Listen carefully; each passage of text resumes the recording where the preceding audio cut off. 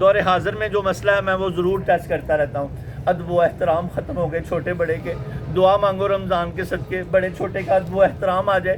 مجھے کل پچھلی بار حدیث پاک یاد کرائی کہ حضرت علی فرماتے ہیں جس نے مجھ کو ایک لفظ سکھایا وہ میرا آقا ہے، چاہے مجھے خرید لے، چاہے مجھے رکھ لے، چاہے مجھے بیچ لے. کہاں چلے گئے وہ ادب؟ ادب کرو ایک دوسرے کا. ادبوں بعد محمد بخشا، کامل مرد نہ کوئی. ادب کرو ایک دوسرے کا. سر نہ جھکاؤ کبھی باپ کے آگے، ماں کے آگے. بڑے بھائی کو رسول پاک نے باپ کہا ہے، آپ کو اللہ کا واسطہ ہے، بڑے بھائی کے آگے بھی سر نہ اٹھاؤ.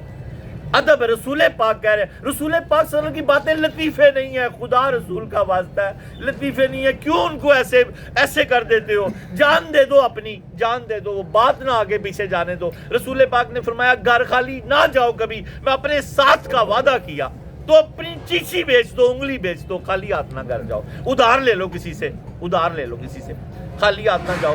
رسول پاک کو خوش کر دو، تمہاری نسلیں سنور جائیں گی. کوئی حدیث پاک ملے اس کو آگے پہنچاؤ، اس پہ عمل کرو، اپنا چہرے چمکتے رہیں گے. خالی ہاتھ نہ کبھی گھر جاؤ. مرد کی شان نہیں ہے. نبی پاک نے فرمایا جو مرد خالی ہاتھ نہ گھر جائے میں اس کو جنت میں ساتھ دینے کا وعدہ کرتا ہوں، چاہے پتھر ہی لے جائے. حدیث پاک کا مفہوم ہے پتھر سے مراد ہے کم قیمت چیز لے جائے، بیوی کو مارنے کے لیے نہیں. اور بیویاں بھی ادب کریں. ادب کا ایک نظام، ایک ماحول پیدا کرو. آپ جتنے یہاں بیٹھے ہو آپ باادب ہو جاؤ، اللہ آپ کی برکت سے سب کو باادب کر دے گا. سہ جاؤ، پی جاؤ، ادب کر جاؤ، کوئی بات نہیں. ماں باپ اگر ہیں تو ان کی قبروں ان کی بہت عزت کرو، اور اگر نہیں ہے تو ان کی قبروں پہ جمعے کو سورہ یاسین پڑھو. اللہ تمہارے سارے گناہ بخش دے گا، نبی پاک نے فرمایا، اور ان کو بھی بخش دے گا ہر جمعے.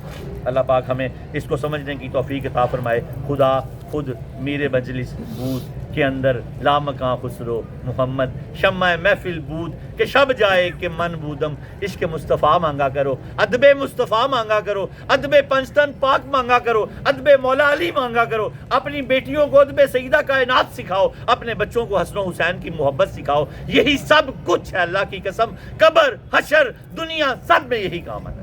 اللہ ہماری روزی روٹیاں کھول دے گا، فکر نہ کرو. مجھے شہر یار نے آتے ہی کہا کہ بڑا گروسری کا مسئلہ ہے گھر میں. سب کو مسئلہ ہے. میں نے بھی سارا ادھار لیا، 20,000 روپے کا راشن آیا، کچھ بانٹ دیا، اور قرض لیا، ادھار لیا. کچھ گوشت والے کسی اس طرح.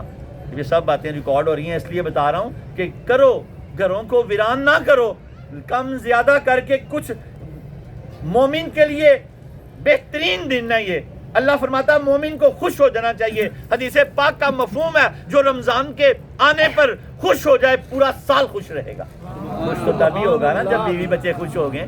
کوئی ادھار نگد لے کے گھر میں کوئی گھی کے پیکٹ، کوئی گوشت، کوئی مٹن، چکن، جو بسات ہے کرو، اللہ کرے گا. یہ نہ کہو کہ کچھ نہیں ہے پھر کچھ نہیں رہے گا. کہو سب کچھ ہے، کبھی نہ شکری نہ کرو، اللہ کرم کر دے گا. اللہ فرماتا ہے لئن شکرتم لازیدنکم، تم شکر کرو میں زیادہ کر دوں گا. اگر میری ناشکری کرو گے تو میرا عذاب بڑا سخت ہے.